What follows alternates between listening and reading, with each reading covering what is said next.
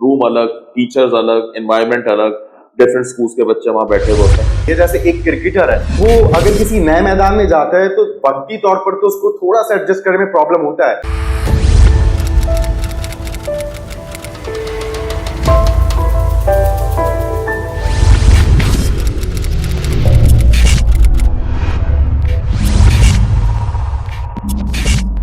अच्छा सर, एक और चीज बताइए, अभी जैसे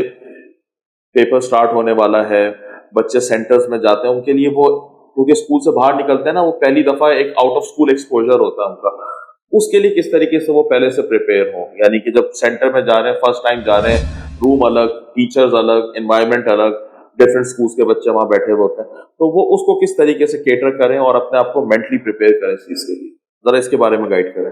देखिए, इसी के लिए मुख्तलिफ सेंटर्स भी हो गए, स्कूल्स भी हो गए, वो मॉक एग्जाम्स लेते हैं, प्रीलिमिनरी एग्जामिनेशन लेते हैं, और उसमें वो पूरा जो अच्छे स्कूल्स होते हैं, हमेशा वो उस अंदाज का एनवायरनमेंट बच्चों को जो देते हैं जो कि एक सेंटर्स में हो सकता है। और ये बिल्कुल जिस तरह सर ने बात की कि बिल्कुल ऐसा ही है, जैसे एक क्रिकेटर है,